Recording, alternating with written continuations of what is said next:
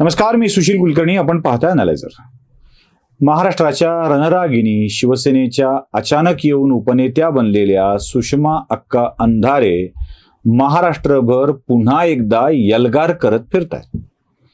कुठल्याही स्थितीत भारतीय जनता पक्ष, शिवसेना आणि राष्ट्रवादी काँग्रेस पक्षाचं हे सरकार घालवायचंच असा निर्धार पक्का करून उद्धव ठाकरेंशी निष्ठा दाखवत सुषमा अंधारे महाराष्ट्रभर आपल्या जिभेची तलवार चालवत फिरताय. आता असं वाटतंय की या ही सत्ता उखडून टाकणार आहेत. मला आनंद वाटतो की माझ्या वर्गमैत्रिणीचा एवढा सगळा गवगवा होत असताना, एवढी सगळी त्यांचं कौतुक होत असताना मलाही तो मनस्वी आनंद वाटतोय की आपल्यापैकी कोणीतरी एक एवढ्या मोठ्या प्रसिद्धीच्या वलयामध्ये गेलेला आहे. इकडे सुषमा अंधारे हे सरकार पाडण्यासाठी ज्या तयारीत लागल्या आहेत, तिकडे सुषमा अंधारेंनाच पक्षातून काढण्यासाठी त्यांच्याच गृहजिल्ह्यातल्या, त्यांच्याच गावातल्या लोकांनी महायलगार पुकारलेला आहे. परळीमध्ये काय घडतंय? परळीमधल्या अनेकांनी एकत्रित येऊन आपल्या पदाचे राजीनामे आपल्या पक्षप्रमुखाकडे पाठवून दिले आणि सांगितलंय की आम्हाला आता सुषमा अंधारेंच्या सोबत काम करता येणं शक्य नाही. एवढंच काय, अनेक महिलांनी तर त्यांच्या विषयात शूर्पणखा, कालनेमी राक्षस या अशा सगळ्या उपाध्या वापरलेल्या आहेत. मी तुम्हाला यादी वाचून दाखवतोय, म्हणजे कोण कोण ही मागणी केली आहे तुमच्या लक्षात येऊन जाईल. सुषमा अंधारेंना हटवा आणि पक्ष वाचवा अशी भूमिका घेणाऱ्यांच्यामध्ये काही तालुका प्रमुख आहेत, काही जिल्हा संघटक आहेत. परळीचे तालुका प्रमुख व्यंकटेश शिंदे, वडवणीचे तालुका प्रमुख संदीप माने, वडवणीचे शहर प्रमुख विष्णू टकले, अंबाजोगाईचे तालुका प्रमुख मदन परदेसी, अंबाजोगाईचे शहर प्रमुख गजानन मुडेगावकर, बीडचे उपजिल्हा प्रमुख अभय उर्फ पप्पू ठक्कर, जिल्हा संघटक राजाभाऊ लोमटे, युवा सेनेचे अनेक पदाधिकारी आणि अनेक लोकांनी, त्यात धारूरही आता सहभागी होत आहे. एवढ्या सगळ्या लोकांनी आपल्या शेकडो पदाधिकाऱ्यांसहित, मी शेकडो पदाधिकाऱ्यांसहित हा शब्द वापरतोय, कार्यकर्त्यांसहित, शिवसैनिकांच्या सहित नाही, शेकडो पदाधिकाऱ्यांच्या सहित सुषमा अंधारेंना हटविण्याची मागणी केली आहे. आता हे सुषमा अंधारेंना हटविण्याची मागणी का करतायत हे बघणं आवश्यक आहे. म्हणजे मुळात मी याआधीही बोललो होतो, सुषमा अंधारे जेव्हा परळीत येतात तेव्हा स्वतःचा रुतबा त्या धनंजय मुंडे आणि पंकजा मुंडेंशी यांच्याशी जोडू पाहतात. म्हणजे पंकजा मुंडे घराच्या बाहेर पडल्या की 5-25 गाड्यांचा ताफा असतो, धनंजय मुंडे घराच्या बाहेर पडले की 5-25 गाड्यांचा ताफा असतो. कार्यकर्ते घोषणाबाजी करत जात असतात, DM अशा घोषणा असतात, PM अशा घोषणा असतात आणि मग ते सगळ्या वेगवेगळ्या कार्यक्रमांच्या मध्ये सहभागी होत असतात. सुषमा अंधारेंना मुंडेंच्या परळीत अंधारेंचाही अशाच जयघोष व्हावा असं अपेक्षित असतं. म्हणजे मग रोज कार्यकर्ते भेटीला यावे, दाराच्या समोर गर्दी असावी, लोकांनी थांबलेलं असावं आणि मग ते सगळे तालुका प्रमुख, शहर प्रमुख, वेगवेगळ्या तालुक्याचे प्रमुख आलेले असावेत. एका उपनेत्याला जो सन्मान मिळतो तो मिळावा आणि परळीत एक मोठी नेता म्हणून सुषमा अंधारेंना वावरता यावं, हा त्यांचा पहिला मुद्दा असतो. दुसरा मुद्दा असतो की शिवसेनेत हे चालतं असं म्हणे, बरं का, मला माहित नाही, की आपल्या वरिष्ठ नेत्यांना खुश करण्यासाठी त्यांच्या सगळ्या व्यवस्था या कनिष्ठ कार्यकर्त्यांनी, नेत्यांनी करायच्या असतात. म्हणजे गाडी डिझेल भरून दारात उभं राहायचं असतं, कार्यक्रम करायचा असेल त्यासाठीचे पैसे खर्च करायचे असतात, मोठ्या नेत्याला मोठी सभा घ्यायची असेल तर त्यासाठीची व्यवस्था सांभाळावी लागते. ते आठवतंय अप्पासाहेब जाधव प्रकरण माजलगावचं? या सगळ्या व्यवस्थेसाठी खर्च करण्याच्या पैशात जाधवांनी आपल्या कुवतीच्या बाहेर खर्च करायला नकार दिला, म्हणून जाधवांचं पद घालविण्याचा अट्टहास सुषमा अंधारे करू लागल्या आणि त्यातूनच जाधवांनी सुषमा अंधारेंना कानाखाली ठेवून दिली असा दावा स्वतः जाधव यांनी केलाय. म्हणजे मी नाही करतोय, जाधव यांनी केलाय.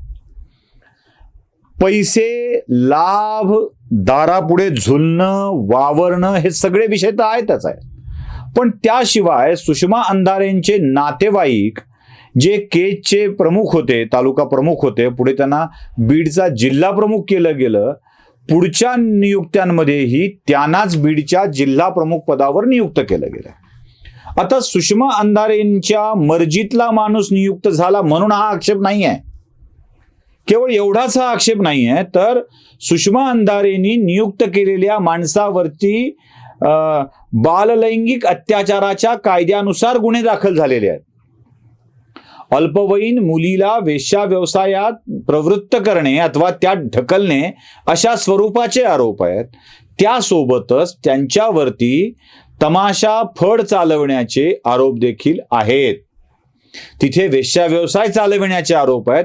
अशा गुन्हा दाखल झालेल्या माणसाला जिल्हा प्रमुख पदावर बसवून त्याची गरिमा संपवली जाते आहे असा दावा हे कार्यकर्ते करतायत. मी यादी जी वाचून दाखवली आहे ती छोटी नाही आहे. ती बेजबाबदार किंवा कोणीतरी उपटसुंभ कार्यकर्ता झालाय अशी नाही आहे.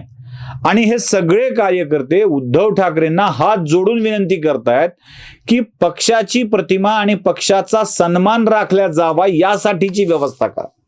आम्ही काय वेगळं सांगत होतो?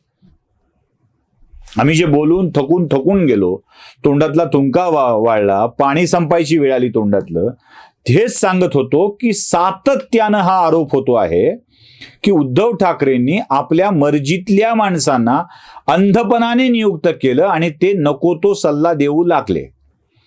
आचार्य कृष्ण माहिती काँग्रेसचे नेते ज्यांनी काँग्रेसवरच आरोप केलाय, ते म्हणतात की काँग्रेसला सनातन धर्माचा विरोध घेऊन बुडणार आहे.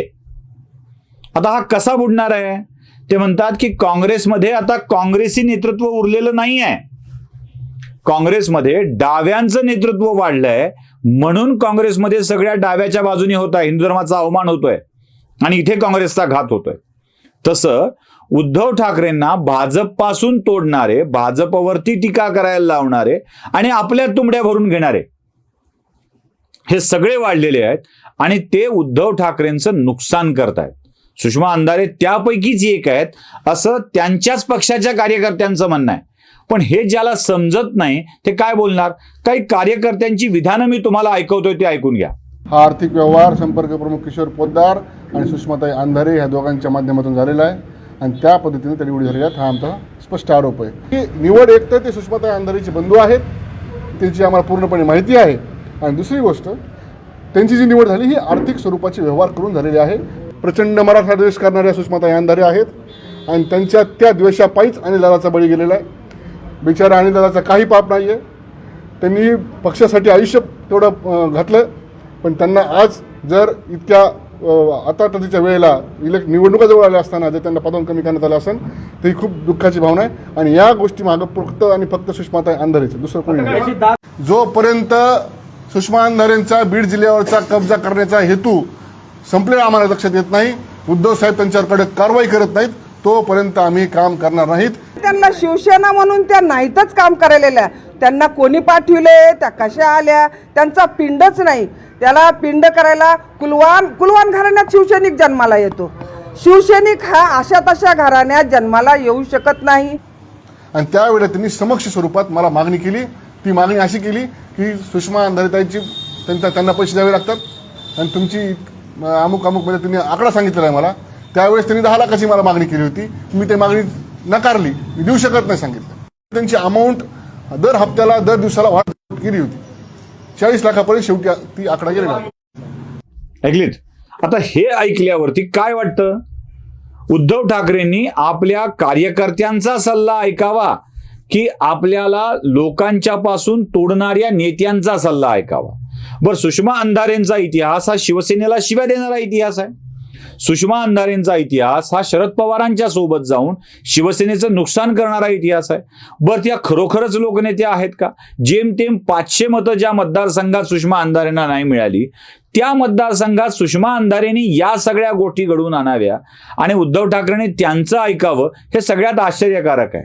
लोकांच्या विरोधात यल्गार करायला निघालेल्या सुषमा अक्कांच्या विरोधातला परळीतला हा यल्गार उद्धव ठाकरेंच्या कानावर जातो की नाही माहीत नाही, पण तो सामान्य माणसांच्या कानावर जाऊन त्यांचंच नुकसान करतो एवढं मात्र खरं आहे.